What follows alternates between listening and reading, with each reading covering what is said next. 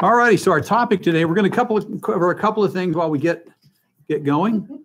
There we go. Wow, that's a big bunch of ugly. All right. Okay, cool. We're going to talk about a couple of things just to get our minds cooking along. You know, everything. Melissa, would you get us some air conditioning in here? It's right there. Yep. Be aware of what's going on in the market for yourself. We're going to be talking about mortgage marketing, but here's something. Uber and driverless cars threaten premium for homes near transit. We were all watching the transit vote, right, and seeing how that was going to go. When that finally gets implemented, if it ever does, where they have ticketing stations and things like that, there's usually quite a bit of growth right around those pods. But when you talk to your investors and you talk to your clients and stuff like that, really the way of the future is going to be driverless cars and Uber and that kind of stuff. And they're going to be able to drive very, very close to each other. So watch that you're changing all the time. You don't need to jump to a conclusion and say, I guarantee you that this mode of transportation is out and it will not affect your pricing and all that kind of stuff. But just be aware of your assumptions when you're doing things like that. So make sense? All right. Also, Steve Mnuchin is the head of the Treasury, right? He's the Treasury Secretary. And they've been talking now for several years. We think we're going to unload Fannie Mae and Freddie Mac, and we're going to get it off the government coffers and put it back out into the private. We're talking about dismantling and shutting it down.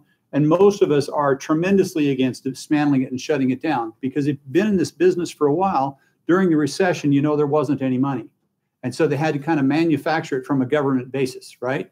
Now, they've made a lot of money since the recession. But the problem is with the government owning them, they can't retain that money. They pull it off, kind of like they do Social Security, and they stick it into the general coffers.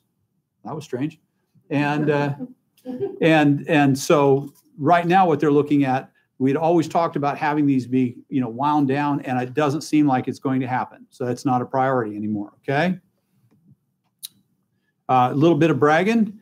We got lucky because of my team, not because of me. We're in ASCA Lenders Best Mortgage Lenders of 2018. We made it for this year, so we're very excited about that.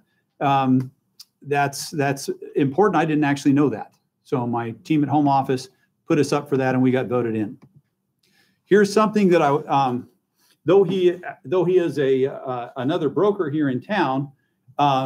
I find it a fascinating read. If you want to see how Nashville is growing, it's a very easy read. It's called 1 Mile Radius. It's a book. You can get it on your Kindle if you haven't read it yet.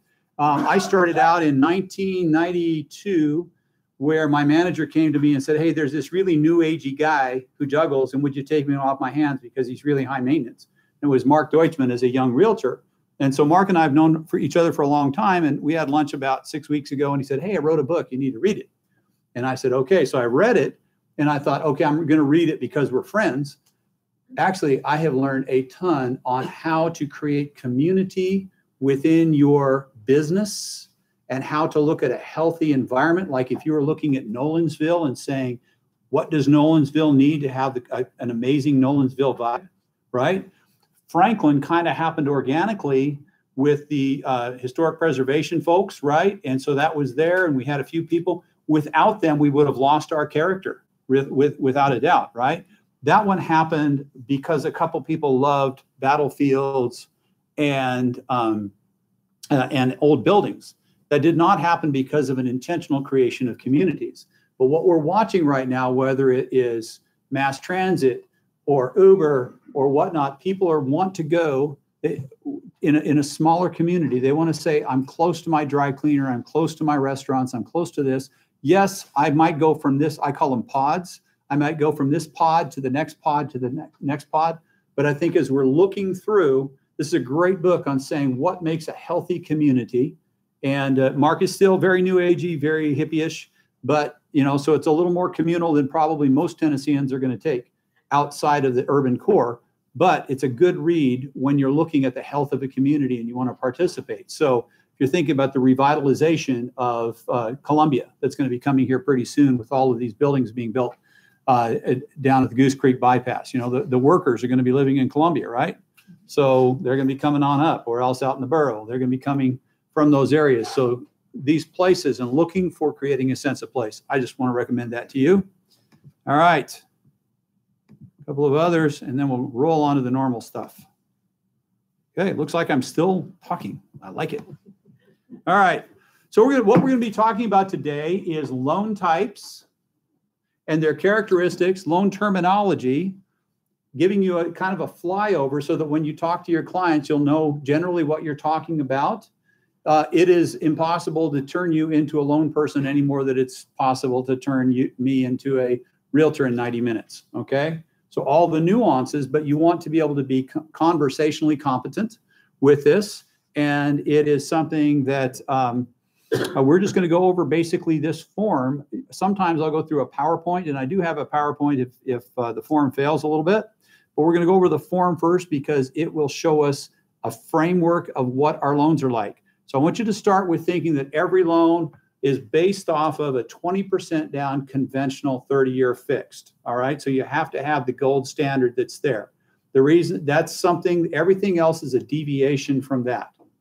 In your mind, that doesn't mean that they are a deviation from that. They actually consider themselves, different mortgage-backed securities and they're priced different and all that kind of thing. But if you as a realtor are saying there's a 30-year fixed, what's different about this? It'll be nice to have something as an anchor, okay? So conventional loans have a minimum down payment of 3% if you're a first-time home buyer, and then 5, 10, 15, or 20. 20 gets you out of mortgage insurance. We're going to talk about what mortgage insurance is in a little bit. Well, let's actually just jump into it right now. Mortgage insurance does not insure your clients. It insures the mortgage-backed security holder on Wall Street in the case your clients stop making their payment. That's called a default. And it's insured to what's called a depth. Oftentimes it's what, 20, 22%? Is that right, Vicki? 25 to 30 now, okay. So what happens is when you foreclose on a property, that's about the net money they're going to come out, right? If you're looking at a $200,000 foreclosure, right? They may only walk out with 140 grand by the time they pay you guys, and the fact that the place is trashed and they deal with the lawyers and all that kind of stuff. So that mortgage insurance insures in the case of default. You want to be really careful with your clients that mortgage insurance does not insure your clients in the case of disability or untimely death or divorce or layoff or something like that. There are certain kinds of insurance that can cover parts of that, right? Such as a life insurance policy or a disability policy that's at least enough to keep your mortgage payment going or something like that. But you want to make sure that your clients don't think that mortgage insurance in any way, shape, or form insures them. I do not want to hear, hey, I've been sick for 4 months. Can I get some of that mortgage insurance so I can keep my house, right? You don't want to have that. And if you live in the mortgage business, you will realize that those questions, a lot of the questions that sound very pedestrian and basic are asked every day, aren't they, Vicki? Yeah, you think, oh my gosh, I can't believe they don't know it. But the truth is, why would they? They don't. So you have to be really clear, all right? The loan limits for a conventional loan are for a 1 unit, 453.1. Above that is what's called jumbo. We're going to talk about for a minute. And you get bigger loan limits as you get more, bigger units, okay? So when you look at that, you think, wow, what would be an $871,450 fourplex in Nashville? I don't know, but it certainly there are plenty of them in Los Angeles and places where it's high rent. Yes. I'm sorry. Back to the mortgage insurance. Is there an estimate of what the mortgage insurance would cost? Absolutely. The mortgage. Is there just a standard percentage? It's not a standard percentage. They're priced based upon FICO and loan to value and purpose and property type. Okay. And by the way, that's exactly how I hope today would go, because if I wrote down all of this, I'm going to send you guys post meeting today. I'm going to send you a glossary of terms, and then you'll go, what is that thing he was talking about? And you'll be able to go to the term and read it. But if I wrote them and we read through it right now, it'd be like looking at War and Peace, right? It's just ridiculous. Like reading all real estate terms. So we're going to be ask me all those questions. So it's based upon those things. It's what is the risk of the loan? So we might have somebody even with 5% down, if they've got over 800 FICOs, we're regularly seeing $300,000 loans with what, $85 to $130 a month mortgage insurance, because their credit scores are so good, they've paid their bills forever. the mortgage insurance companies don't care, right? They're like, we're never going to get on this. We might as well collect $100 a month, you know, but it's not coming back. All right. So your amortization does, rather than testing, I'm just going to make sure that you know what amortization means. Amortization means the rate at which you pay down the balance of the loan. So whenever you make a payment, it's actually at the end of the month. When you rent something, you pay your rent payment for the month you're about ready to use. When you pay a mortgage payment, it's for the month that you just used. And it's called PITI, principal, interest, taxes, and insurance. And the P&I goes to pay last month's interest and pay down the loan a little bit. The T&I, the taxes and insurance, are 1/12 of your taxes and insurance every month. So 1/12, 2/12, 3/12, 4/12, all the way through until those accounts are full. And then when the accounts are full and the bills come due, the money flushes out. And then you start saving for year 3, then year 4, then year 5. Does that make sense? Okay. So when your clients are saying, what happens to my escrow money? That, and what I tell people, there is this term that you're going to see, it's going to be called an escrow. And that means you're going to be paying your 1/12 of your taxes and insurance each and every month. And you're going to be saving up that. And if you were to sell or refinance your property in the middle of any tax year, all of that money is yours. It's never lost 1 penny. It's held in a bonded, safe account. It's a forced savings account. So normal human beings would think of an escrow as forced savings account, okay? Because they want to know. Now, why would mortgage people want to have you have escrow accounts? Because the government always wins, doesn't it, Roger? Always wins. So if you don't pay your property taxes, those property taxes go into a first lien position and bump our nice mortgage down into a second lien. And all of a sudden, a huge amount of that value gets lost. So that's why if your clients, if they're putting at least 20% down and they say, I want to not escrow, in other words, I don't want to have that forced savings account, they're charged a fee even though they're putting 20% down. It's typically a quarter of a discount point. Melissa priced one yesterday on 25% down on an investment property. It was what, only 1/8, right? With 25%. But at 20% down, it's a quarter of a discount point.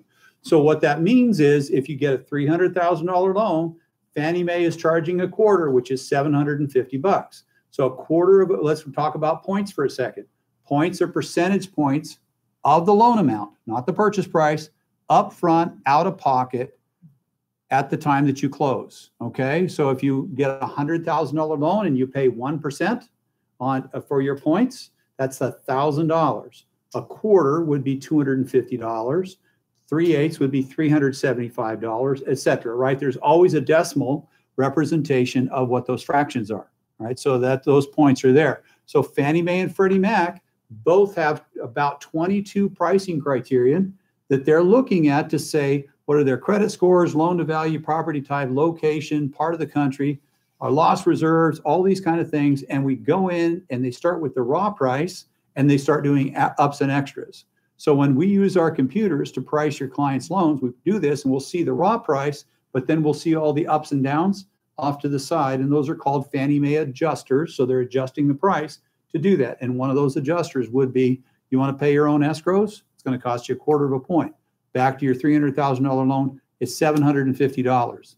And at least 9 times out of 10, I hear, well, then I'm just going to escrow. You know, nobody wants that. Because you got to remember, that's not 12 months of taxes and insurance in there, right? At the beginning, you've got a 2-month cushion plus your first month, second month, third month.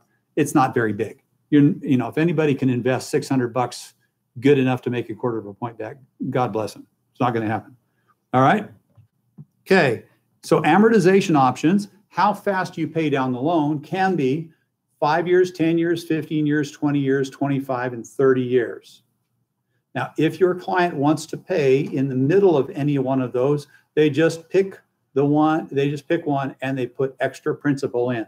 Whenever your clients write a payment that's bigger than the required minimum, the balance goes down by that. Nothing gets lost ever, okay? So clients will often ask you, hey, if I write an extra $100 a month, what will happen? Or I hear if I make an extra payment per year, I get to pay off early. What does that mean? By the way, that saves you about 7 years. If you pay one extra payment a year, it's about 7 years on a 30-year fixed. So it's pretty cool, right? If you can do that. But every extra penny goes to reducing principal and doesn't get lost anywhere else. That's a big confusion part for a lot of people. They think there must be a fee in there. Secondary financing means like the difference between a first mortgage and a second mortgage is the first mortgage was the first person to get to the county and record it. That's it. Second person is the second person to show up. Third mortgage is the third person to show up, and they just record it. So it's very important, for instance, your closing attorney, if you close a thing with a loan with that's called a piggyback, which is a first mortgage with a second mortgage behind it, so that the clients don't have to put as much cash in up front, but they also might be trying to avoid mortgage insurance or something like that by having a lower loan to value, that the closing attorney record those in the proper order, even if by a few minutes. Okay, so that's very important. Now, secondary financing, there's a thing called a combined loan to value, which is exactly what it sounds like. If you're going to combine a couple of loans, what's the limit of all of them put together? And what that is if you get, for instance, an 80% first mortgage and a 10% second mortgage, then your combined loan to value is 90%. Prior to the recession, there were a lot of secondary lenders and home equity lenders that would go to 95% without any problem at all. And in fact, today, though they're now charging a really high payment on it, Redstone Federal Credit Union will go to 100 if you want them. Okay, and so, but they have changed their terms, so it's like what, 2% per month or something now. So if you get a $100,000 loan, your minimum payment is $2,000 a month, and nobody qualifies. So it's just kind of a deal killer, right? Only works if you're going to get a, you're going out and you're buying a tractor for $12,000 or something, and all of a sudden you're $240 a month. They want you to pay it off. But that'll come and go. Right now, we have a couple of lenders that are starting to market, lending partners that are starting to market a combined loan to value of 95%. So we would do an 80% first, and they would do a 15% second. Yeah. Did they abolish the negative amortization loans? They didn't abolish. They didn't. I don't remember if they made them illegal or not. Do you remember, Richard? I know they don't have them anymore. Yeah, I don't see it officially, but nobody would want them. They would just be too toxic. Yeah. Now, the only ones that I ever did for those were for musicians and that got their big check in fall, right? I mean, songwriters, right? Because then they would say, I'm okay with my $750 a month payment and then stacking up $350 a month because I get my big check in fall from my residuals and I'll pay that off and pay some more down, right? So every once in a while, but there were a lot of people, as you well know, that couldn't handle that negative amortization, right? I guess I did two. What? That didn't understand it as well. Didn't understand it as well. In fact, I guess I did two others, and they were for newly single dads that wanted to have a house, instead of an apartment. And so they were like, I've got a 15-year-old and a 16-year-old, just give me negative amortization. And then when we're done, they'd have a $300,000 house or $500,000 house, a $300,000 mortgage.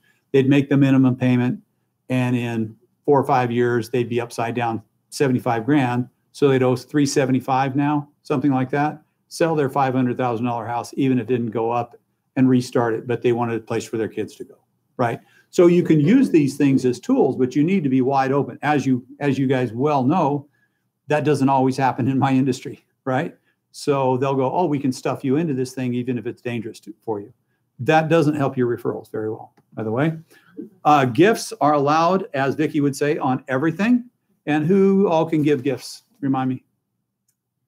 Gifts will come from unconventional. They're a little more lax. Like you can do fiancés and family members. FHA is very strict. You got to have mom, dad, brother, sister. You can have sister-in-law, brother-in-law. They don't like fiancé unless you can prove it. And they don't do cousin, which in Tennessee, that's weird, isn't it? Yeah. Yeah. Yeah. We've had a fight. We've got a lot of close families here. Yeah. Now, is that the one where you guys did friends as cousins as friends? Mm-hmm. Okay. So you have to prove the close personal relationship, and you cannot call them a cousin. So they won't allow it. So as Barbara would say, my cousins are my friends as well. And so Vicki went out and did Facebook shots of them playing, having fun together, and then said, see, they're friends. And we got the loan done. So welcome to having Vicky in your world. What about inheritance? How long does something have to be in that person's account before they?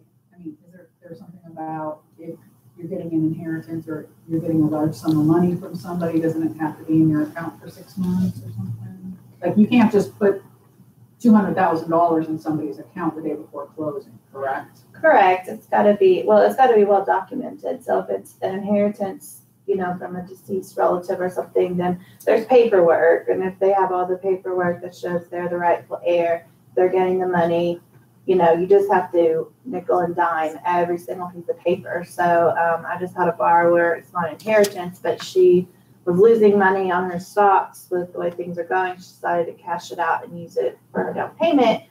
And I just said, keep every single piece of paper that you get throughout this, because you get letters and emails and checks and transfers and whatever. Give it to me. I'll read through it and pull out what we need, and that's going to help keep your mind at ease. Does that answer your question? Yeah, so you don't have, now if you're talking about money coming in from Oaxaca in a suitcase, that you need to put in your bank account at least 3 months prior, because we need, and the reason is we need 2 months bank statements where the deposit's not on it, right? So if you're dealing with, like, I work with a lot of Korean people that have nail salons. These people make lots of money. God knows, I just don't even look at Barbara's, bill on it anymore, because I don't know why it takes that much money to do nails. But, they all quote unquote make 17,000 and they pay their house off in 3 years, but they have tons of cash. So those people will come in and I will say, hey, you need to put your money in the bank. And so we have a lot of new, like first generation Americans that are just here, and they literally legitimately couldn't trust their banking environment where they were before, right? So now they need to learn, hey, it's okay in there. And some of them just don't want to pay taxes on it, of course. Okay, so we're going to talk about this concept called debt ratios. Now, debt ratios, there are a couple of things. One thing is called qualifying income. You can spend a certain percentage of your income on your house. That's called your front end ratio. And another is called your house plus all of your other debt combined. We call that your back end ratio or total debt ratio, okay? So we are charged with determining what their qualifying income is. And that qualifying income must be ongoing, seasoned and ongoing, okay? So if you have a job, a W-2 job, it doesn't take very long to get that. You get everybody happy with the amount of money that you're making. In fact, you can go right out of college and get your first job and use that salary right away.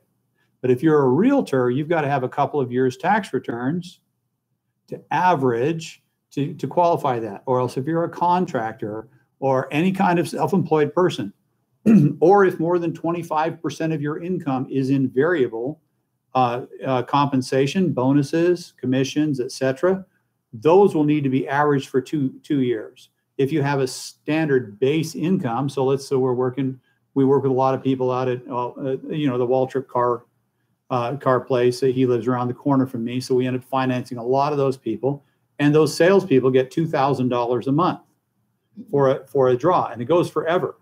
And so that's stable income. They're saying, but I'm going to make 65 this year. I'll say, well, you make 24 until you're seasoned. So that is a recurring problem. So a lot of times you will have to go in eyes wide open with those clients, and that $2,000 just might be just enough for their partner and them to qualify for the home they want. A lot of times it is. If not, then they might have to go to a parent or a sibling and say, would you co-sign for me until my income is seasoned, etc., right? Because there are things like that. There used to be a lot of private banking workarounds for that, but those were all small banks, like Bank of America, as we all know, doesn't care. So they're not going to all of a sudden go, oh, here, Mr. Person making $2,000 a month draw, who probably is going to make $65,000. We're going to give you a loan. They don't care. The big ones don't. So the small ones were the ones that were doing it, and now they got hammered by the regulators. And so they're all standing back, making everybody play by these rules too. So remember, If it's a salary, we can count it right away. If it's commissions, if it's variables, we have to season it. If you're all commission and all variables, you can do that. You're going to have to season it.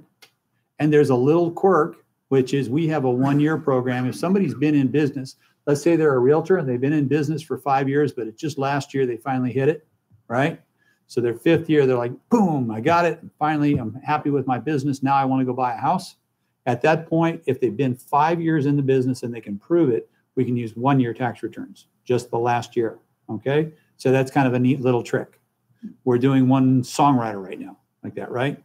You know, where all of a sudden she's just hot, right? And it's like, and she's had this dream. She's in her early 60s and she's never owned a home, never trusted her income. And she's like, oh my gosh. And it's like, this is to be a big celebration, right?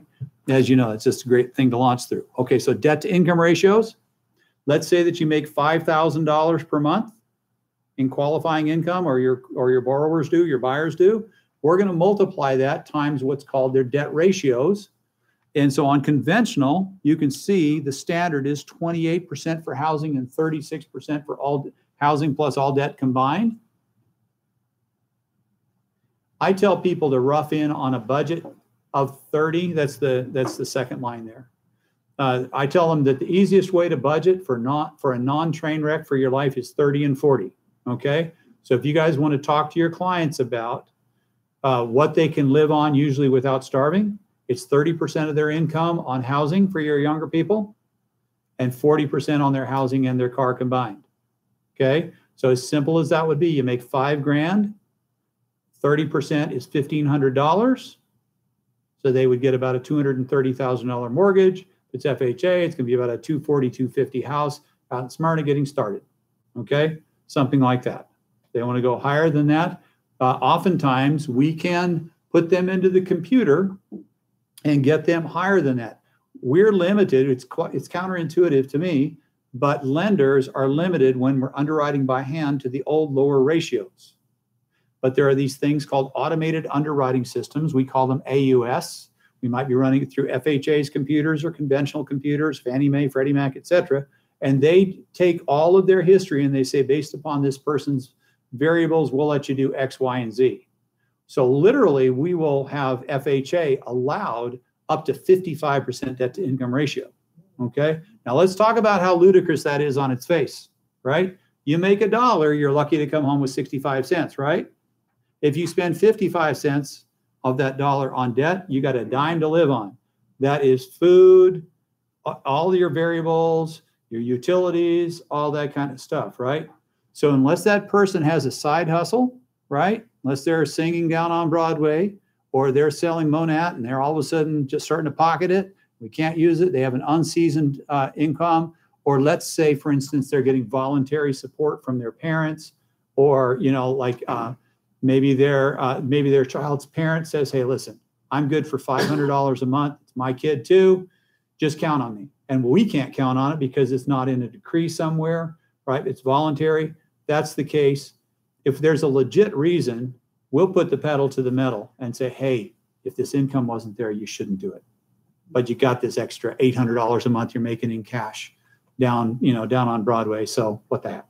If you believe it's stable, we'll take a run with you. But that takes a computer to do that. Other than that, it's a more conservative ratio. So let's also talk about when the computer can't figure it out, it's called a refer. And all of a sudden, all those stretch ratios are gone, right?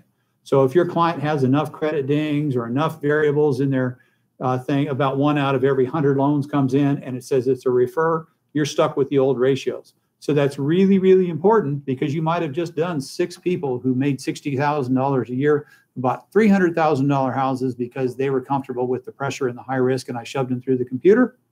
But the next guy came in and had some of those risk factors, and it knocked them down to 220, 230, right? So get them in early, get them approved. Anything that's weird like that, you can fix just about anything with enough time in mortgages. You almost can't fix anything the day before closing, not without people being mad, all right? So we got that. Minimum credit scores are 620.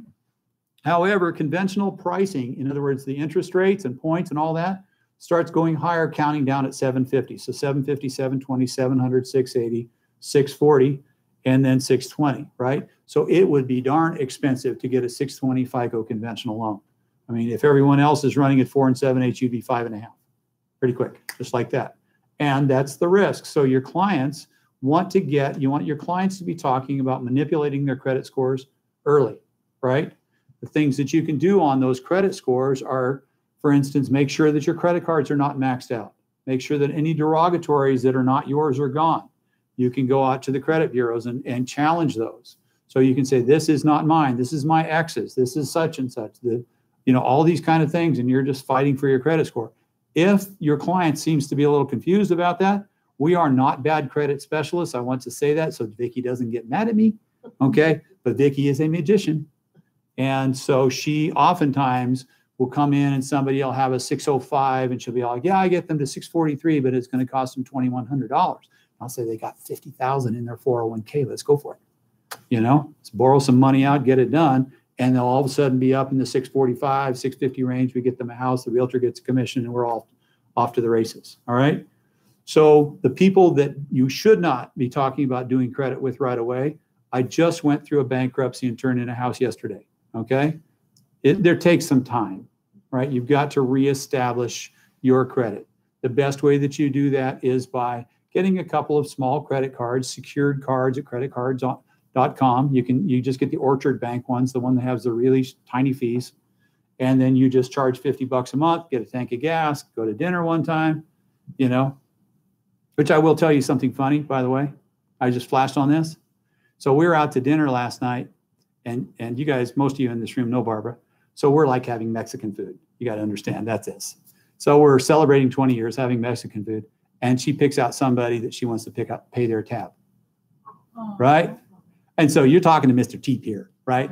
I'm like, Barbara, I was going to put on Facebook, I wrote what 20 years means on my Facebook post for our 20th anniversary. And I thought, I forgot to put the one that said, whatever I want to give in charity, she wants to double. It irritates me. I'm going to rework until I'm 140 with it.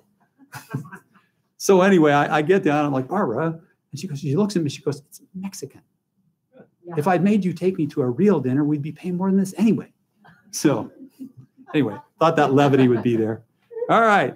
So the cool thing about conventional, when you have mortgage insurance, okay, mortgage insurance, remember, insures the difference between your down payment and a certain depth that creditors typically expect to get back if they foreclose after they pay the realtors and the lawyers and all that kind of stuff, okay? So mortgage insurance is a monthly fee based upon risk, based upon how much they do. The cool thing about conventional, if you can do it, is that if you have really high credit scores, it's cheap and it's removable without refinancing, okay? So that's a big deal because the difference between a conventional and an FHA in this market, I used to say that FHAs were like swing loans and in 3 years we'll just refinance you, okay? But right now, we don't know where rates are going to be in 3 years, right? We're all getting a little nervous about that, even though Barry Habib said he just met with some people who thinks in 3 years it may go like this, go back down, all right? That's their argument. But it doesn't cost you any money. Get rid of your mortgage insurance once you have more than 20% equity, okay? That makes sense? Okay, a couple of other notes here. Minimum 20 to 25% down for investment. Yes, you can supposedly do a 15% down conventional loan. Nobody ever does it. The mortgage insurance is ungodly. The rates are high. Everybody comes up with the other 5%. Okay, if you have duplexes, 3 triplexes, and quads, all those down payments get bigger and the rates go higher. So that's part of the risk pricing, okay? So you want to know that. And they're easier student loan treatment. Vicki, would you tell the difference between conventional student loan treatment and FHA?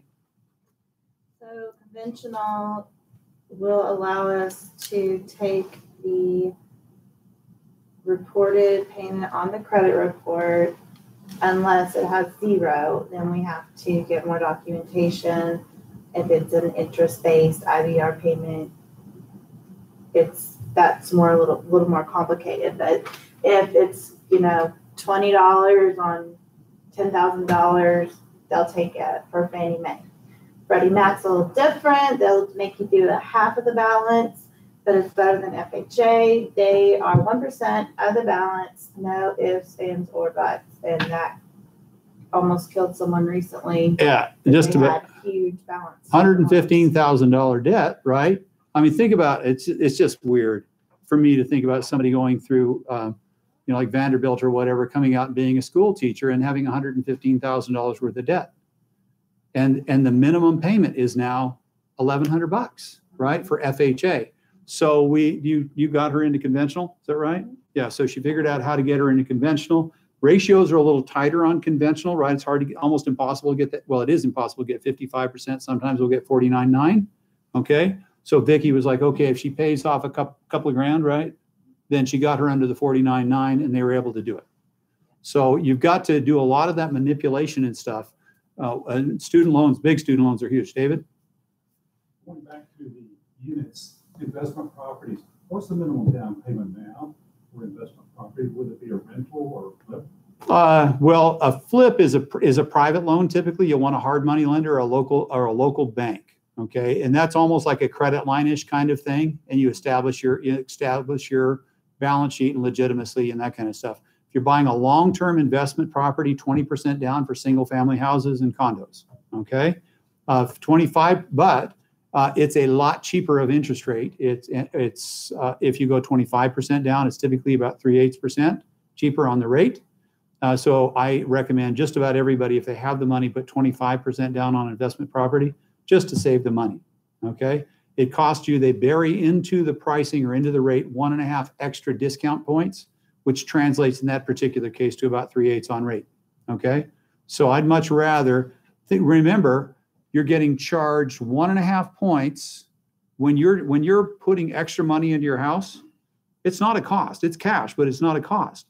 You're taking money from one asset, which is your checking savings account, right?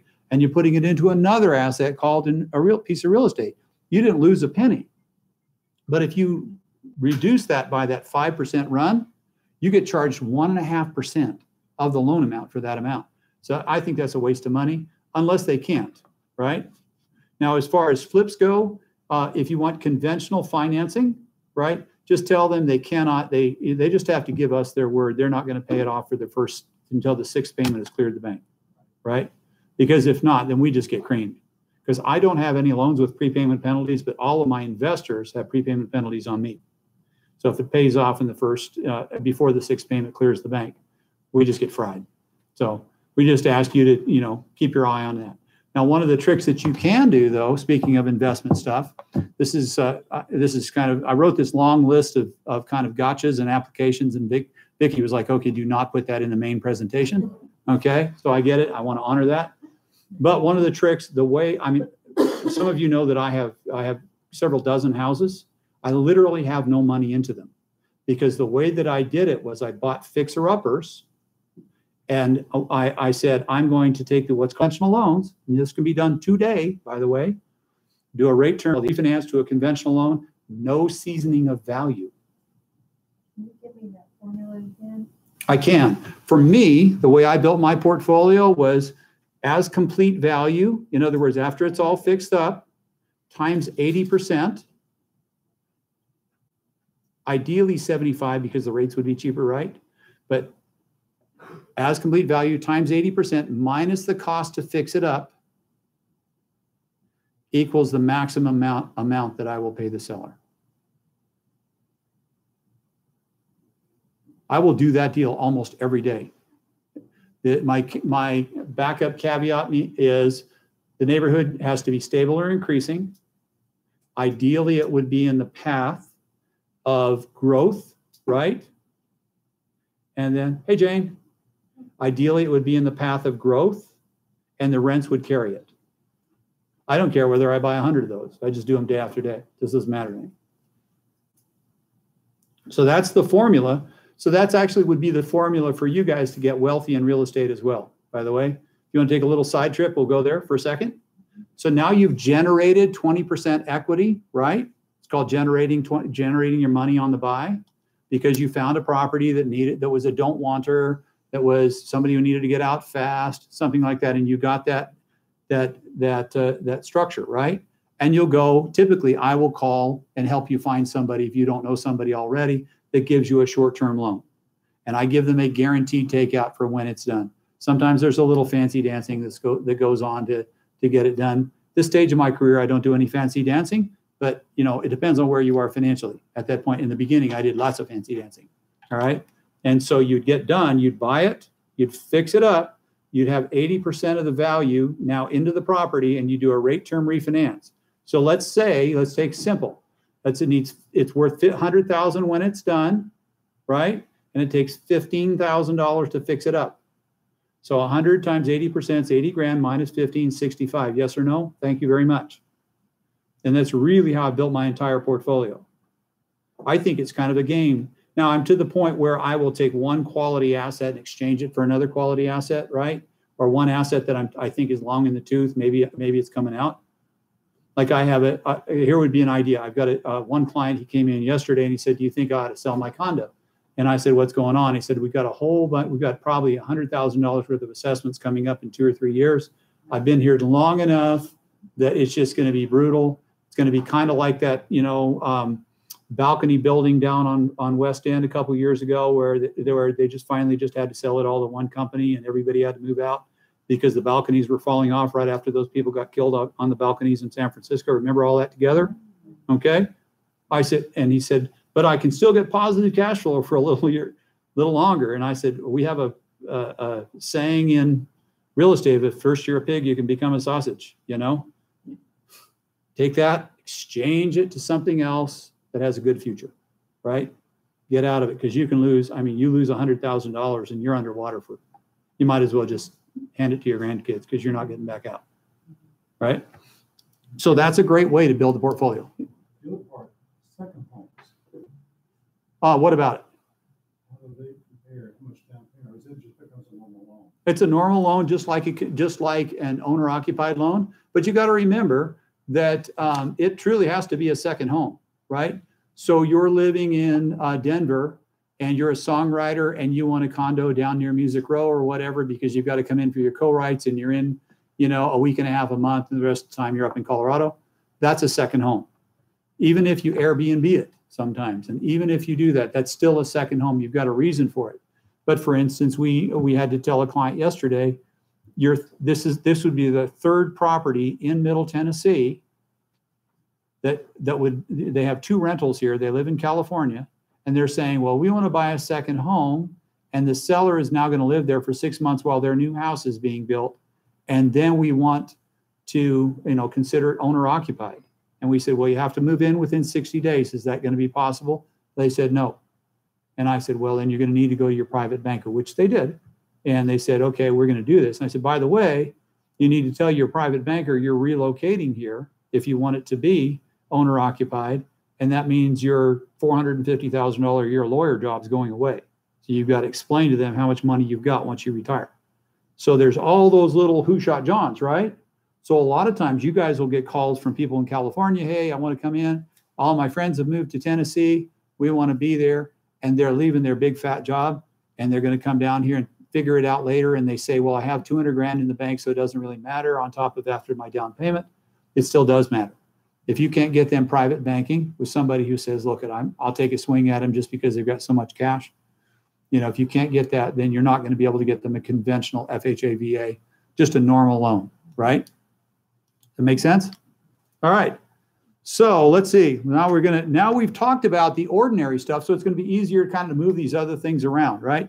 FHA is not a lender. FHA is a form of government-sponsored mortgage insurance. They allow only 3.5% down. It's owner-occupied only. If you get what's called down payment assistance, which we'll spend a little time on, which is somebody to help them with the cash to close, they can actually have 0 down payment. Okay, so there are things to do that. I guess I'll do this in a second. The typical limit is 453.1, just like it is for conventional, but they have a large FHA allowed for around here, which is very cool, 494.5. All right, so literally, one of the tricks about FHA is they've got shorter terms for your lockouts for bankruptcies and foreclosures. So how long is it, Vicki? FHA, what are your lockout periods? 2 years for Chapter 7, right? And 13, okay, and that's after the 13's done? Yeah, from the discharge date. If a foreclosure was involved, that can get tricky. If it's sat and you got to look into when the deeded date was, that it was actually transferred out of their name, in case it sat there for a while, or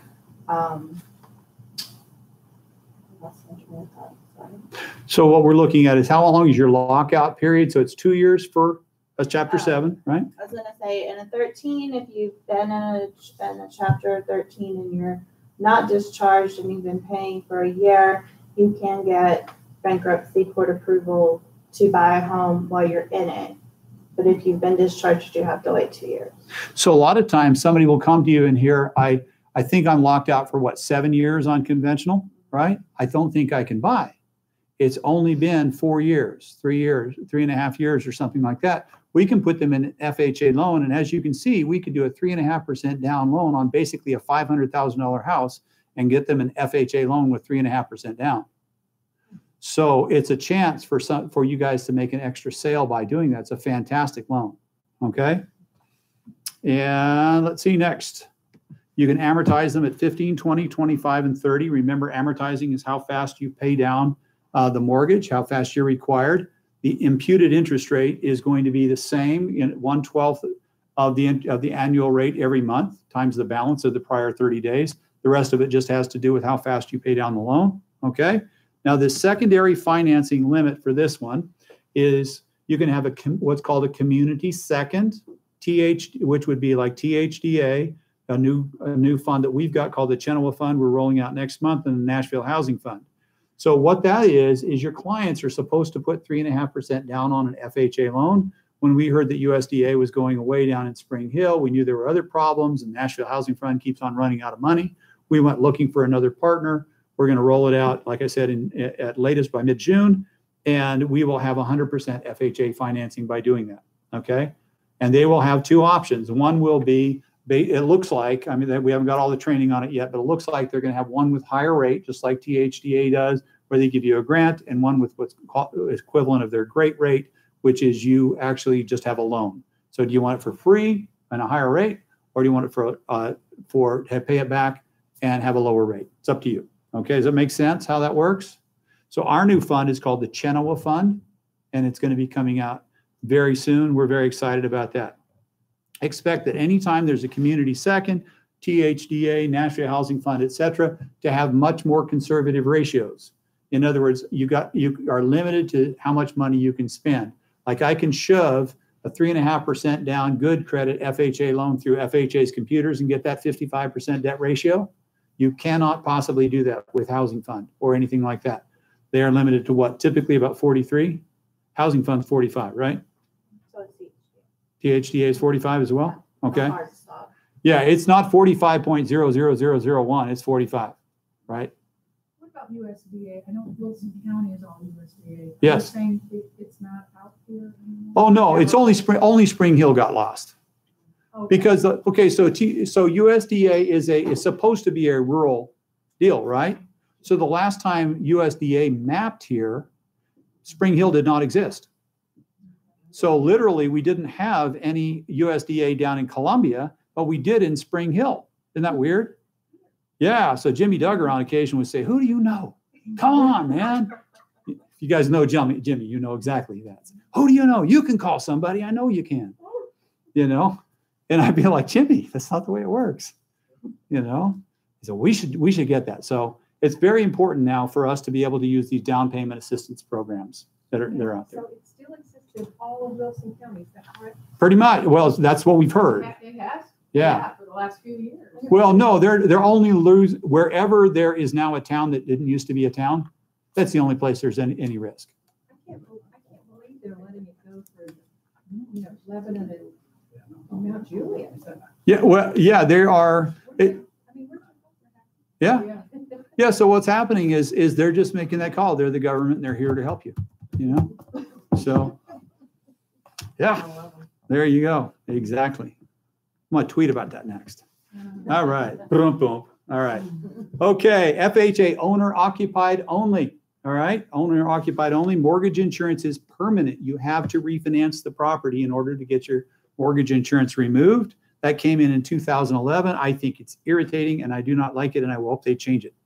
because it seems to penalize people with less income at the lower end of the scale with having to pay $3 or $4 grand to do a refinance to get rid of their mortgage insurance, right? That just doesn't feel good to me. I wish they would say, look, housing is good for the government. It is good because people that own houses are good, better citizens. They go to jail less. They have domestic violence less, all kinds of stuff. It's just a much, much better citizenry. They're participants. They keep their jobs. They don't move around as much. So I think they should allow that. Okay, by the way, THDA is like FHA. So you have to refinance it to get rid of it. If you get a grant and you pay to get rid of mortgage insurance, if you get a grant, Vicki, what's the payback times on THDA? If you live in the house less than 9 years, then it's basically an IRS formula with how much equity you've built into the home, how long you've lived there, all that. Like, it's a big form, and then you may or may not have to pay some of that back. So basically, the longer you live there, the less you'll have to pay back. And then it is assumable or transferable to other buyers. Like, you can do that too. There's different ways around it. It's just That's what's called a qualifying assumption. By the way, you do have to qualify for it, just like the first person did. This is not 1988 again, where you're just about ready to go under, so you pay somebody $100 to take your non-qualifying assumable, and that person gets foreclosed on for the 9th time that month. It's not around anymore. Okay, so everything pretty much is a qualifying assumable. There are some assumable qualities to FHA, THDA, and VA, right? Okay. VA, of course, you can't be assumed by anything other than another veteran. Those are veterans loans. Okay, we're going to talk about those next. Okay, so what else do we need to do? One of the things that FHA is really cool with, 3.5% down, the owner occupant does not have to have any income of their own.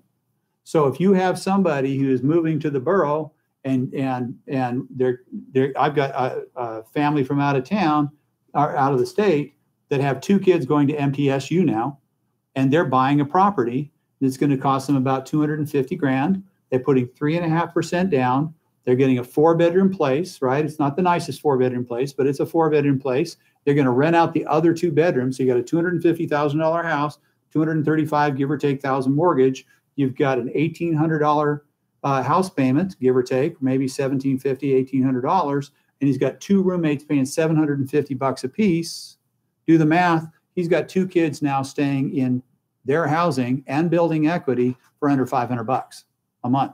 So it's really a good play for your people who have kids coming in a long time. So anytime you have somebody, I think a way to make some extra money would be to reach out to these student associations and whatnot and say, let me show you how to make some money. Okay, so that's just a thought. But it's a great loan because the occupant person does not have to have any income of their own. But they do have to have credit, right? So if you have somebody coming in, they're going to get as a freshman, they're going to do this deal. Their dad's going to buy it or mom's going to buy it or whatever, and the kids are just basically the owner occupant buyers. You get the word out to them, start establishing credit for your child. By golly, do not give them the credit card. Just keep it in a safe deposit box and pretend like they have a credit card, right? And then get them a credit score so that by next year, they're ready to go. Make sense? So it's a great way to become an advisor when somebody says those things. VA, thank goodness for our veterans. No down payment up to $453,000, $453,100, okay? So 0 down payment. Above that, there's a tricky formula, but it's within handshake distance, 25% down of the difference up to $1 million, okay? So if you went to 453.1 and then you put up, let's say you went up to 853.1, you'd have give or take an extra $100,000 down because it'd be 25% of that extra 400 grand. So we'd actually have a 753.1 loan. Does that make sense to anybody, or was that too fast? Okay. So in other words, it can be a big old loan, right? Basically, you can get up an $900,000 loan for 125 grand out of pocket on a VA loan. And a lot of our guys are coming back, or a lot of our service people, guys and gals, are coming back with disabilities from the Middle East because between the start of the last war and what we've had this last run in the Middle East is disabilities have now include hearing loss. Okay. Because it's like, it's hard for me to make a living if I can't talk to somebody and I'm running around in this tin can and things keep blowing up underneath it. Right.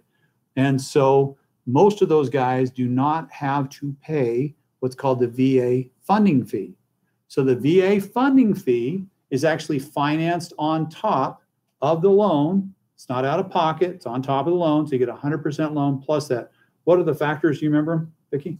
First time eligibility is 2.15%. Okay. Second use is 3.3.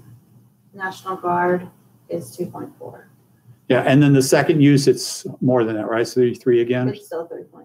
3.3 for everybody. But if you have a 10% or greater disability, then you don't have to pay the funding fee ever. Now, just as an aside, NFM waives all, you've heard about these things called VA non-allowables, okay? There are junk fees that every lender charges on every loan, but the buyer, the veteran cannot pay them. So typically the seller has to pay them. We just waive them. You know, it's just for our way to say, hey, thanks guys.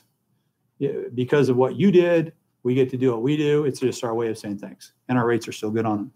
Okay. So veterans only, they have a minimum time served, right? I was just going to add a couple things Sure. on that. If you put at least 5 to 10% down, then your factor will drop from 2.15 to, I believe, 1.5. So if they do have some money and they want to get their loan, they can save funding fee that way. And then for the, well, I call it jumbo, but if it's over the conforming limit and that factor 25%, if they have full eligibility of the $36,000, then that can go to decrease what they have to bring as well. It's a big Excel formula that you plug everything in and then see what they have to bring. Yeah. Yeah. One of the reasons we have Vicki. One of the many reasons we have Vicki. They don't owe like THDA if they move out early before 9 years or whatever. VA, it's their money. Oh, right. Right. All the way through. It's 100% loan. Now remember that funding fee, if they have one, if they have it, that funding fee is there day one. And if you pay it off day 2, you still pay it the whole thing. It's so in other words, if there's a say you buy a $100,000 house, just to keep the math easy, you can scale it up. Buy a $100,000 house, get a $100,000 loan. The VA loan would be $102,150 because it'd be 2.15% of the 100,000 sitting on top of it. Does that make sense? So your payoff day 2 is 102,150 because it sits on top of that. It's not like, oh, okay, you only used it for 3 days, so therefore we're going to give it back to you. But there's a huge amount of people now, say over 60% of our veterans coming back from the Middle East have full disability or have over 10% disability. Yeah. And I mean, that's just what they're finding. I think it's going to be higher. Like you guys talk about all this football stuff, right? You know, with the head bashing and while most parents are going, okay, my kid, I love football, but not for my kid, right? It's because of that. We're watching all kinds of issues from these guys. I follow a guy named Dr. Daniel Amen and his brain studies with brain trauma and stuff like that. So these guys are this is a big deal going to be coming for the United States after a while. We got to figure out some way to protect these people's brains. Okay. Also, Go. Sorry. It'll come back in a second. Okay, so if you have a big family on a VA, they have this thing called the net residual income calculation. So VA's debt ratio, they only have one. It's 41%. It's all of it combined, but you can go a lot higher, like 49% or something like that, if you have a really small family and the computer likes you. But if you have a really big family, like I had a client about a year ago, they had like 7 kids, right? And mom, dad, and 7 kids. It was a blended family. And so the loan amount was shrunk because they had to qualify under this thing called the net residual.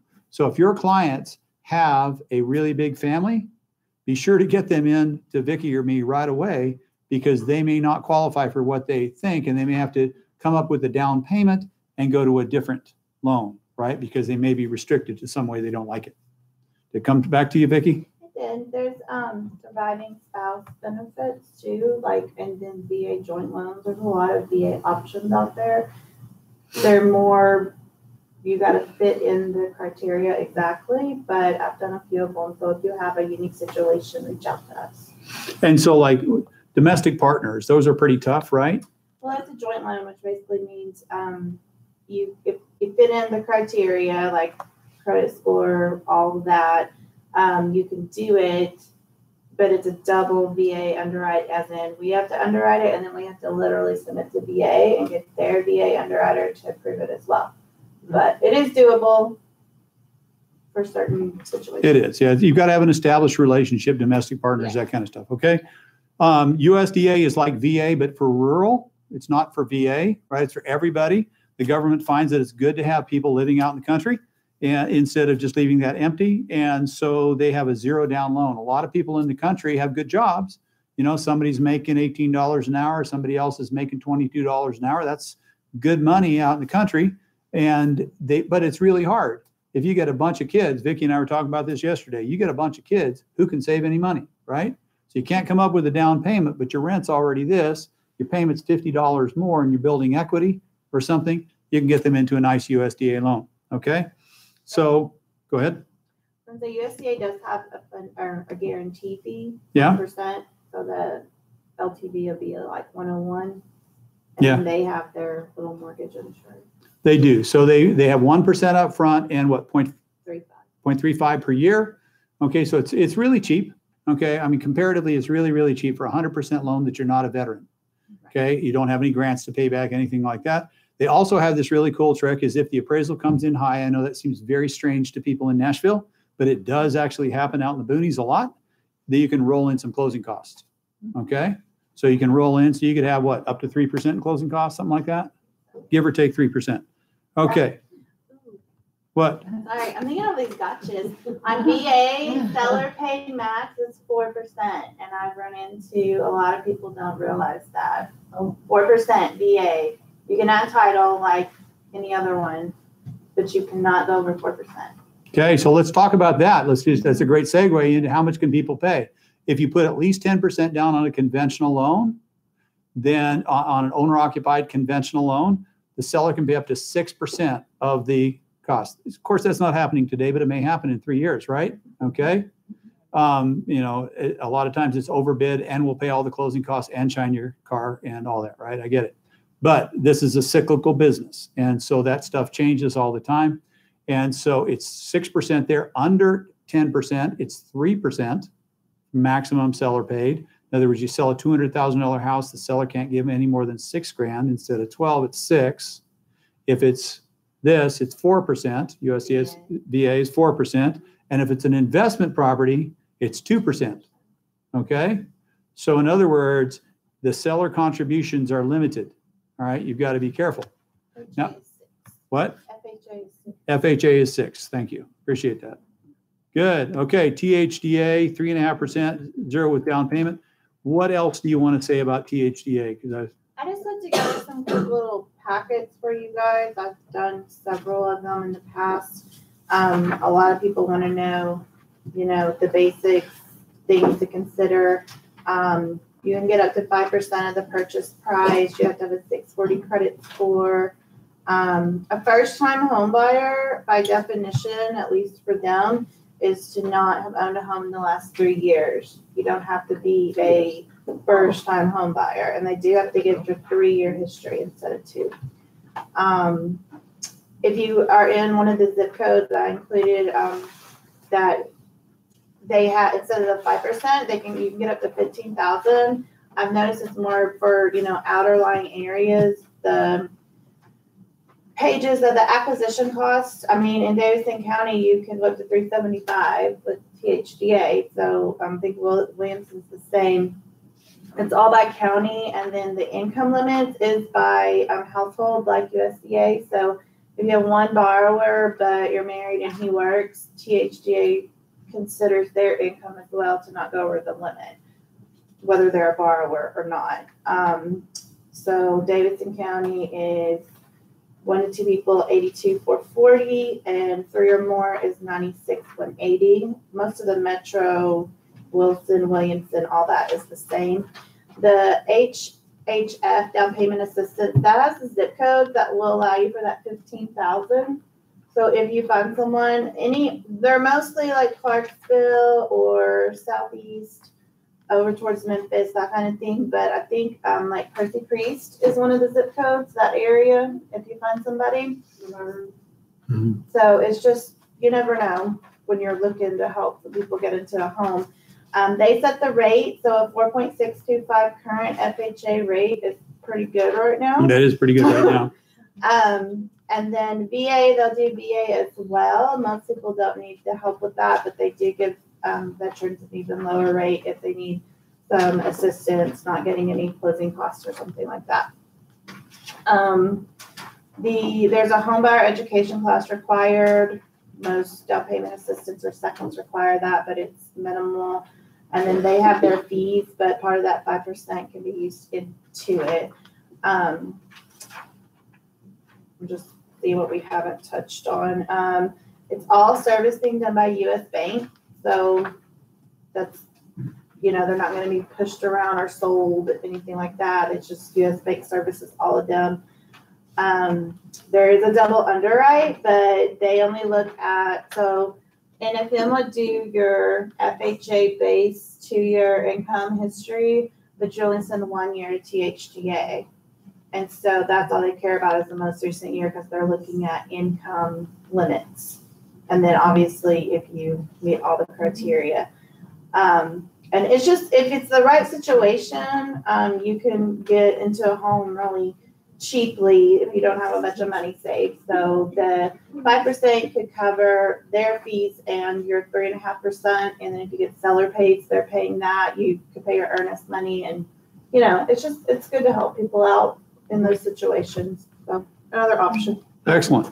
So low down payment, FHA, VA, USDA, and THDA, right? So those are the kind of things, as we talk to the clients, we're going to be finding out what their abilities are and what their needs are and figuring out what's the cheapest for them, right? And so we just default to whatever's cheapest. A jumbo loan means it's over 453.1, all right? It usually has more down payment. Every once in a while, you'll get a niche-y thing. Like we've got a partnership with Chase where they put 15% down and there's no mortgage insurance, right? So you can $850,000 loan on $1 million purchase. There's no mortgage insurance and their rates are great. Now their default rate is 0.04%. It means they are the pickiest on the planet. So if you want a cheap rate on a jumbo, give yourself plenty of time because sometimes it's a little bit of fighting, right, to get all the way through it, right? It is. Now we also do, we partner on the jumbo things. Remember, this isn't Fannie Mae or Freddie Mac. So a big bank like ours, we're a couple $1 billion mortgage bank. We'll partner with all the big jumbo lenders. So U.S. Bank, we partner with them on a 90% jumbo, 10% down. They give us a choice of either putting the mortgage insurance into the rate, it's called lender paid mortgage insurance, or having monthly mortgage insurance. I find virtually everybody goes with the monthly because in order to get that 90% loan, your credit scores have to be really high, which makes your mortgage insurance really cheap, and nobody wants to bury it into the rate forever. Does that make sense? Right? So it's always just looking at all those little variables. And I realize that, we're getting towards the end here. So we're gonna roll through this thing, and we're probably feeling like we've been drinking water through a fire hose, but it's really, really important to just kind of know these general things. There are a group of low down payment loans, right, that you can do with your first-time home buyers. There are jumbo loans, which are over 453.1. They're going to have a different set of rules. The stuff in the middle oftentimes has to do with just what's cheapest and best for you. So sometimes it's based upon qualifying, which is a lot of what we talked about. The other times are how long are you going to keep the property? What are the interest rates like, et cetera. And that brings us to our last topic, which has just popped out, which are adjustable rate mortgages. When I'm a guy that's literally skipped down the hall in joy when we went down into the single digits below 10% interest rates. I just thought I could not believe how incredibly blessed I was to be in a business when rates had dropped below 10%. I just thought this is the easiest, best thing that's ever happened to me. I would have never thought that it would have gone to 3.5%. Okay. It's freaky, right? But now things are heading back up. I don't see 10% rates. I don't see even 8.5% rates, even though 8.25 has been the average for the last 30 years. But we could easily see 6.25, 6.5. And the higher that the rate goes up on the 30-year fixed and the 20-year fixed and things like that, the more what's called the yield curve fattens. And so if you're going to loan somebody a 1-year adjustable rate mortgage, or only commit to 3 years worth of interest rates, or 5 years or 7 years or 10 years, those are cheaper. Okay. So we're going to start pairing off your clients with their anticipated use of the mortgage. Now, a lot of times it goes like this. Here's what a 7/1 would be, and here's what a 30-year fixed is. And they'll say, oh, okay, I can see that I'd save money. I still want a 30-year fixed. But you certainly want to have, because I sleep better or something like that, you certainly want to have that conversation, because the last thing I want to do is 3 days before closing say, hey, I was reading on Wall Street Journal that there's this stuff that everybody, quote unquote, everybody's getting ARMs now. Why didn't you tell me about that? Okay, so let's talk about the most popular adjustable rate mortgages. That's what you hear is an ARM, an ARM, adjustable rate mortgage.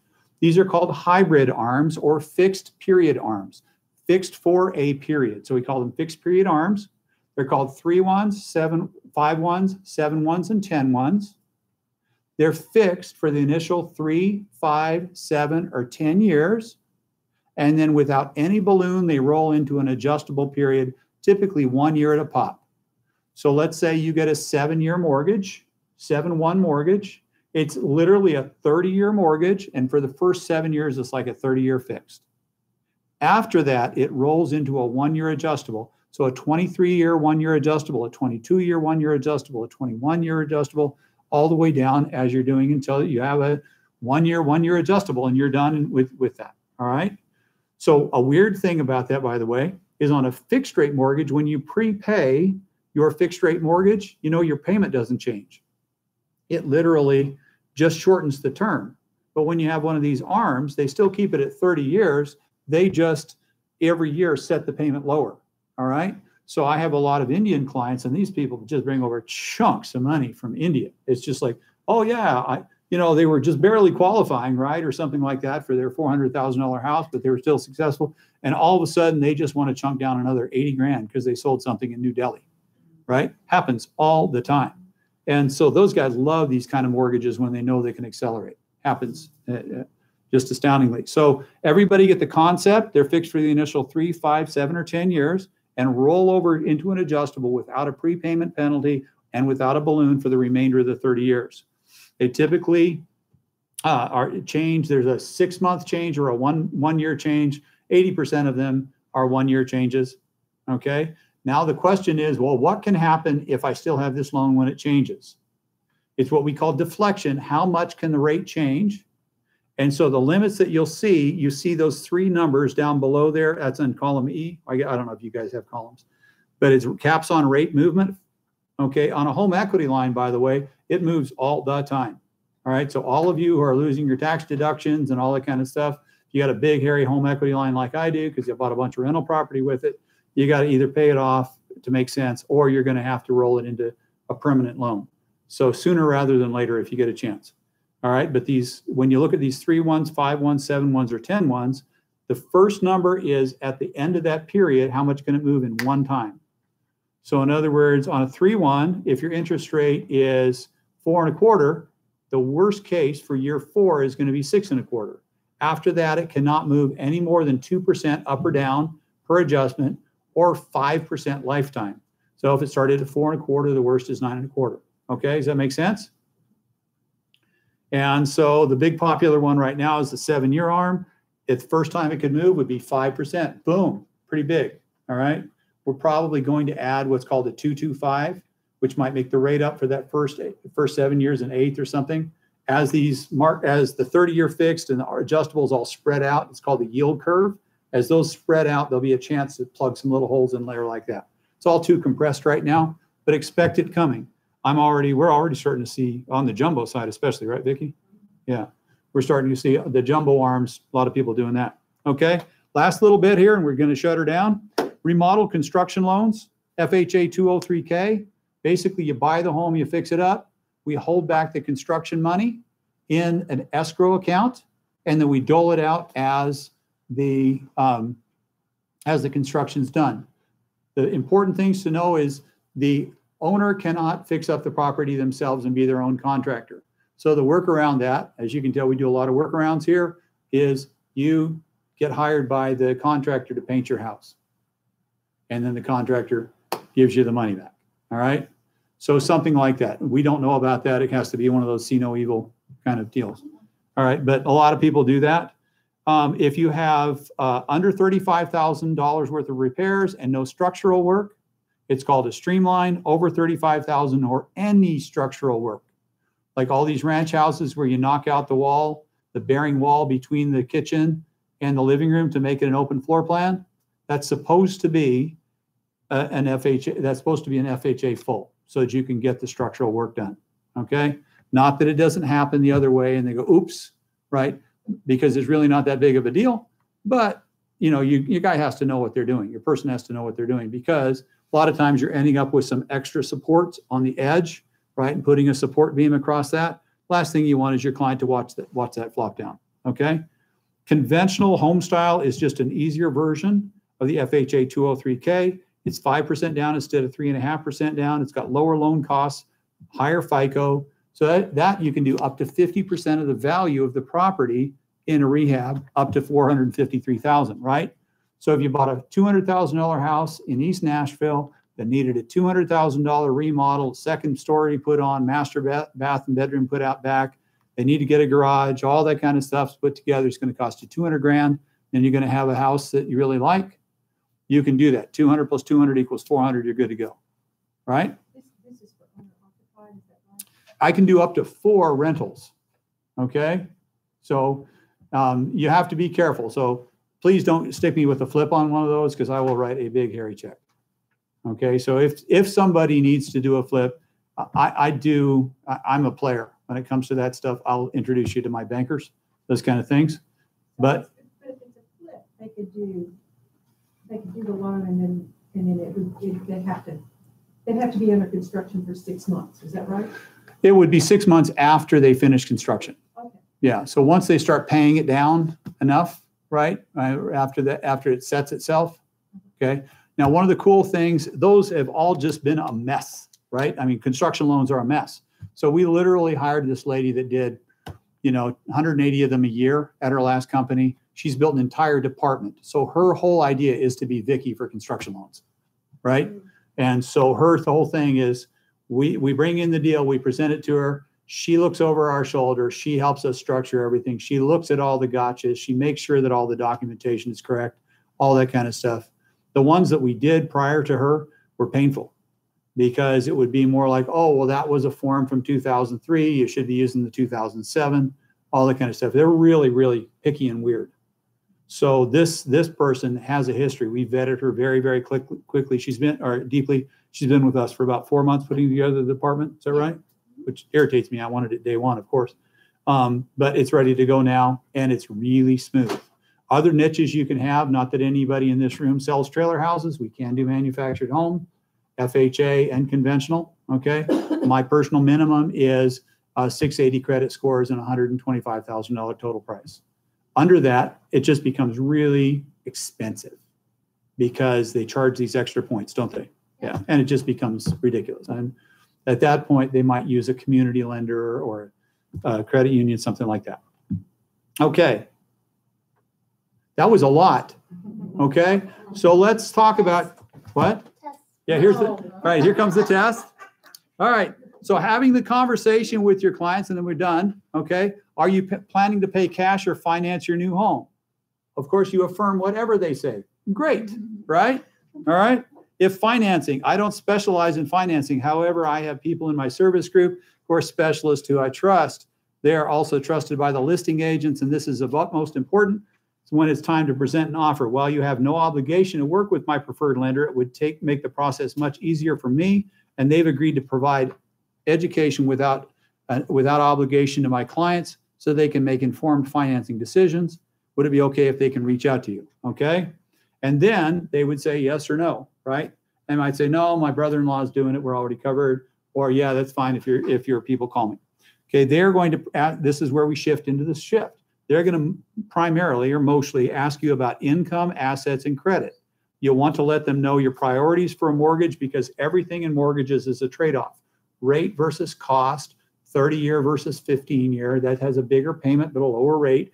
Everything's trade-offs, right? So you want to sit down early and figure out what your trade-offs are, because those are a lot of variables. And if you do it now before you've fallen in love with the house and you feel like things are going 100 miles an hour, you will enjoy this process more. And my priority is that this is going to be an awesome process for you.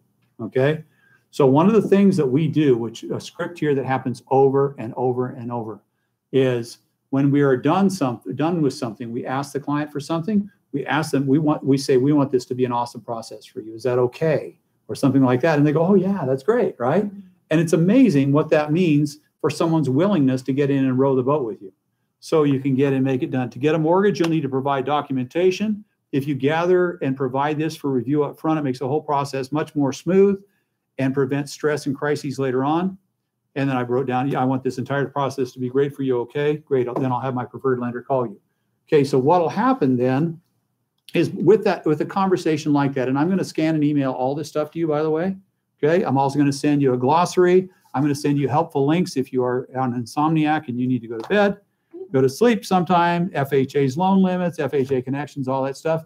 The short version, if you live like I live, is thank you for the stuff. I think I'll call Vicki.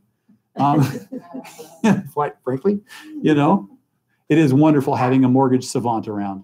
It really is. And so we'll get you all of this stuff. We really, really deeply appreciate you coming here and investing in your career this way.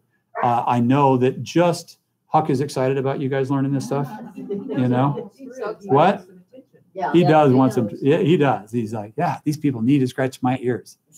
That's it. We do have like hair tape rollers on the way out for each and every one of you. You know. So, okay, what questions do we have before we call it a day? I know it's been a lot. Has it been fun? Has it been good? Yeah, Roger. With rising rates, have you seen any return of assumable mortgages? We were just talking about the only assumable mortgages that we know of are VA, FHA, but not on the conventional side. Okay, so we're not seeing that because think about that. What assumable mortgages were in the 1980s, right, would be lower rates than they were supposed to be otherwise. And so a banker is saying, oh yeah, I'll commit to something that will be lousy for me later on, right? They want their money back very fast. And so, yeah, I don't think that's going to happen except for in the government-sponsored stuff, the VA. Did you say USDA? THDA? THDA. Yeah. But that's usually the type of FHA. Yeah, THDA, FHA, VA. That's it for now. If something comes out, that'd be great. The ones that I'm hoping will come out will be a reasonably priced, you can get 20 rental properties. I'd like to see that one. We are working on, and we'll have a construction perm right from the ground up within a couple of months. That's one of this lady's jobs, the one who's already got the remodel loan going for us. She ran a big construction department. We will be doing our own construction draws rather than using a third party. That we just like control. You know, I mean, the thing is, the last thing that the miserable things that I've had is when we didn't have our own AMC, and we would just have to be at the mercy of some appraisal management company that didn't really care about us. You know, those kind of things. It's all about customer service, just like you guys, right? I mean, it's how do they feel a year when they look back later? They're not going to really. Yes, price is important. Yes, all technical stuff is important. That's all important. But how they felt, whether they felt like you were disorganized or rude or something like that, you know. I had one of my property managers start to lecture me yesterday, and I said, "Hold on a second," you know. And she goes, "You're right. I'm sorry. I was just uptight," you know. And so we were talking about that, and if that was my only interaction and I hadn't known them for a long, long time, right, that wouldn't have been a good day for them, because I would have said, well, I guess that's not going to work. So we'll do everything that we can to control the process. Our process here is pretty simple. There's me, and then I'm split in two pieces with Melissa and Vicki, right? So Melissa helps me with contact to contract. Vicki runs contract to close. Vicki's and my chair is right beside each other, right? Our offices are, and then Melissa is near the front door because a lot of clients come in. She wants to do the hi, how are you, welcomes, and that kind of stuff. What other questions? You guys are amazing to be inside on a day like today. So they said the rates are going up again real soon. What do you think they'll sort of sit at? I wouldn't be well. at any time that you're looking at it, they would, they could do anything, right? But right now, the things that are really influencing the market are that's all right. I love those things, by the way. Everybody get a fan, by the way, when you're done. That's your little round thing. Yeah, your little round thing. Aren't those awesome? Memorial Day. Oh, you have to ask Barbara, and she's not here. Oh, just, oh. That's it. You spin them, and they go back in. But those keep in this between Yeah. Oh. So Memorial Day is coming up, you know. I did it. Thank a veteran. Okay, did you get everybody's card? Do we have, you want to get everybody's card? Everybody will give me their cards until they're drawing. Yeah. So while she's doing that, let me pull up the bonds and I'll show you what's happening while she's doing that. Okay, sounds good.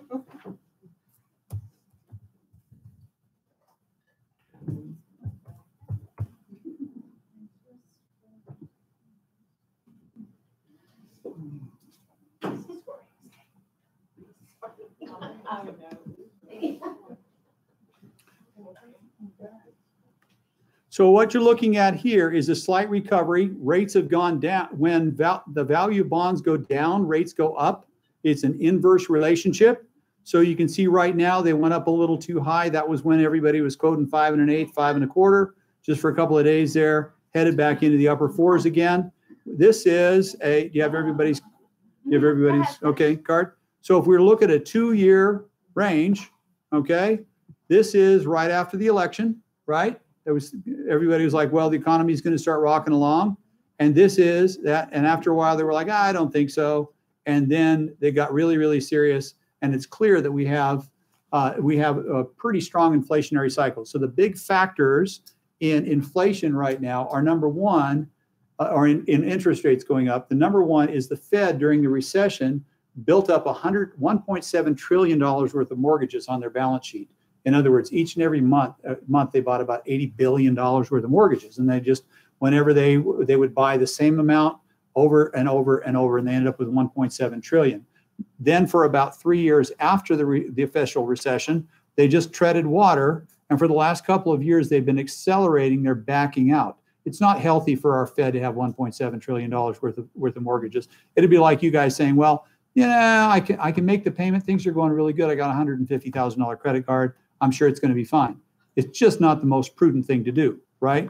There will be some point where that wouldn't be fine under certain conditions. So they have to pay that down to re-get it done. So that has to do with the supply and demand. Now, we also have inflation kicking back in because we had 5.2% wage growth in the United States last year. That's amazing. That supports, by the way, a 17%. If the interest rates were the same, it would increase a 17% affordability in housing.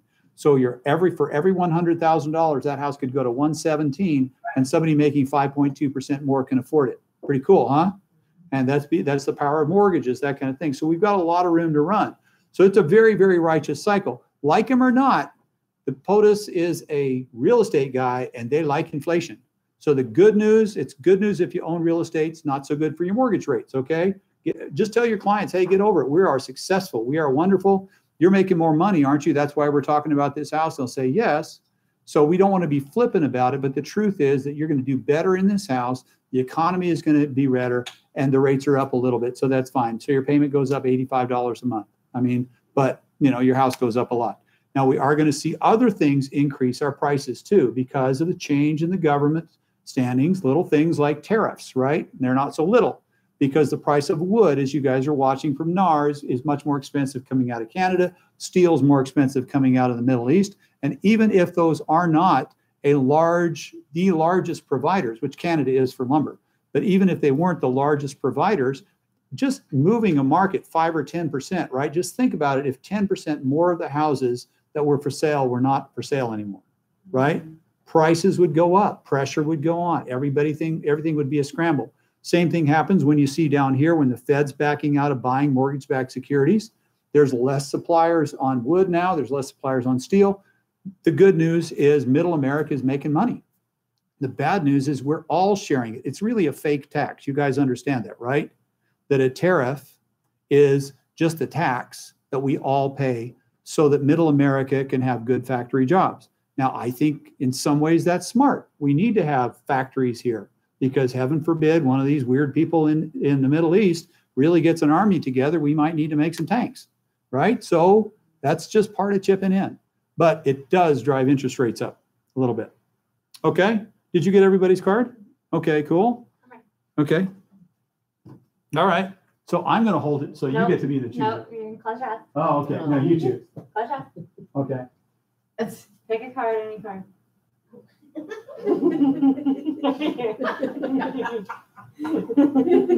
Dang! Woohoo! And I did shuffle them very, very well. We got a press They're gonna press that. Okay, friends need They need They need a hat trick, don't they? Yeah, oh my goodness. That's ugly. Yeah. Barbara was like, this is so awesome. That looks awesome. Barbara loves giving away predator stuff. Cute. Yeah, she's a fan. Huge. Very cool. It's a bad night. Anything else, guys? You think of any other questions?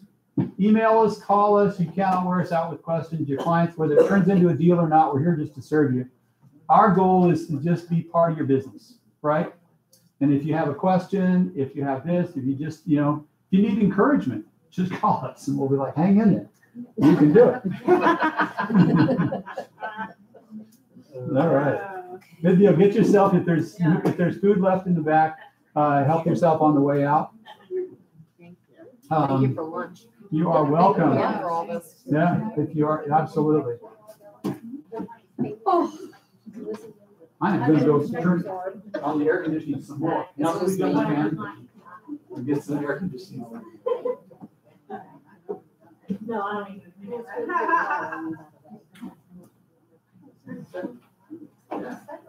It says 65. Let me get on the other one. You can just lay it on the table.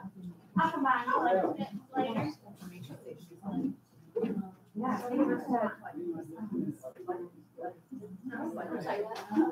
That was good. No. No. You can Thank you so much. You're welcome. I got a couple open houses going, so girls giving their cards. I Excellent. got one on Thursday. Excellent. Yeah. Oh, by the way, has everybody got their invite from list reports from us yet? Okay, if you get an invite from me from list reports, just accept it. We're making over 90 pages of marketing materials for each and every one of your listings for free. That's part of the marketing guys gig.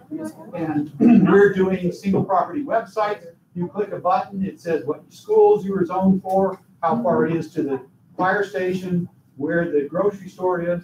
It's amazing. Yep. And it's free. For some reason, my compliance thinks that RESPA compliant. I'm like, cool, we'll do it. No, you don't for profit. We do. All right, They thank call you. list reports. Thank you. I'll make sure that we go back through, I'll have your cards like I have. So just accept it. And any listings that you have, will open house packages, single property websites. It literally will save you $5 every property. Here's the deal. It'll save you a lot of time.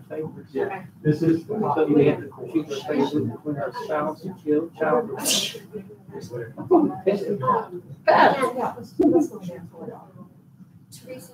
Danny gave me his week, so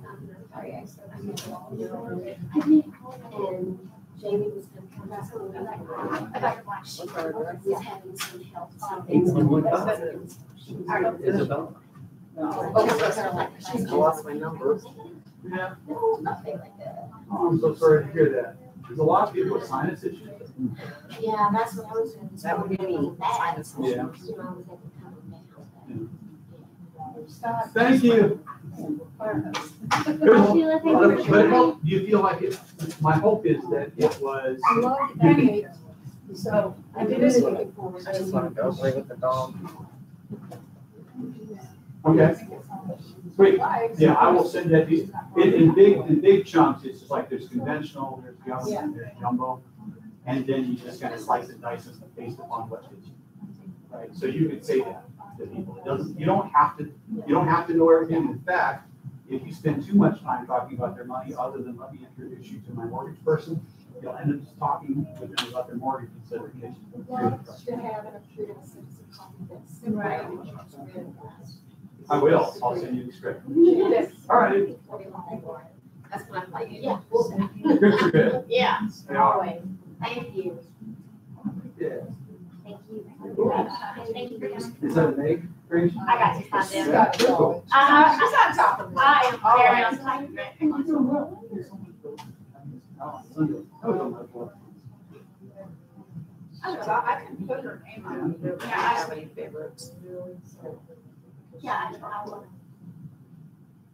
I need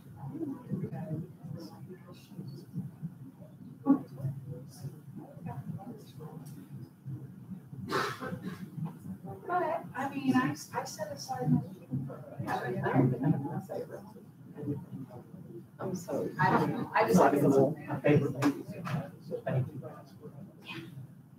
I'm just saying the Oh, genre. yeah. Yeah, I like favorites. It's good. Really. So we kind of regrouped to make sure. We realized it was. Your logos are good. The barbecue count on us next year. I would love to do that. Got it. Barbecue pickle.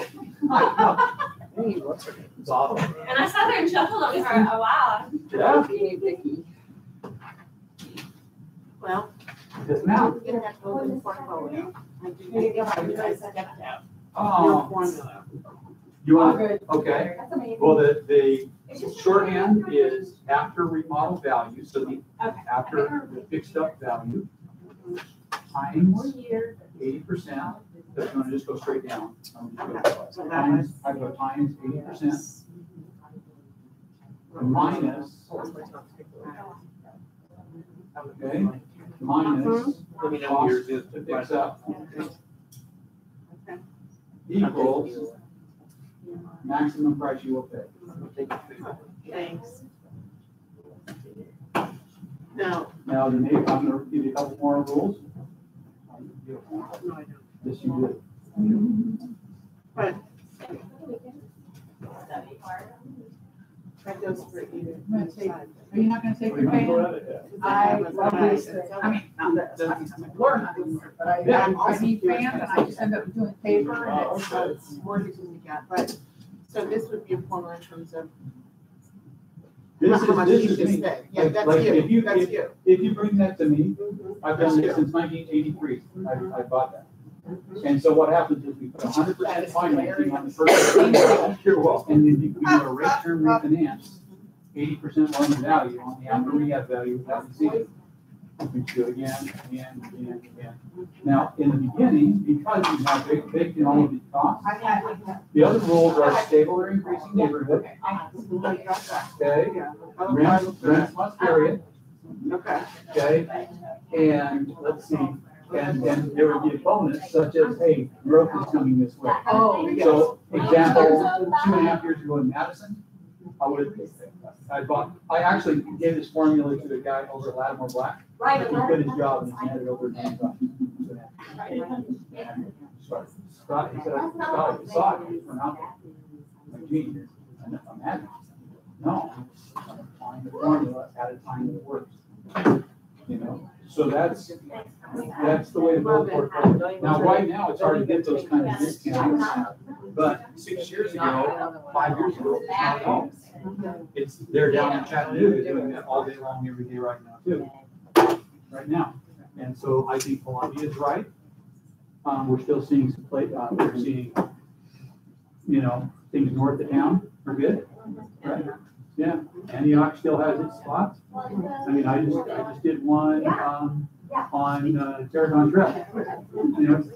It's just emerging for being good, for being a good multicultural neighborhood. Good to see you. You too, it's a real pleasure. John, was that good? Yes. Fantastic. Good. Yeah, Thanks. it was. Yeah, it was. Thank you. I'm so happy now. This is for extras for the team. if you don't mind. Sure, So Courtney absolutely. can make a copy. Absolutely. Yeah. Wonderful. Don't turn off my live. They're gonna be thinking this guy's not live anymore. He's fibbing to me. I wonder if you're able to trim it. Thank you, everybody. If you're still there, bye.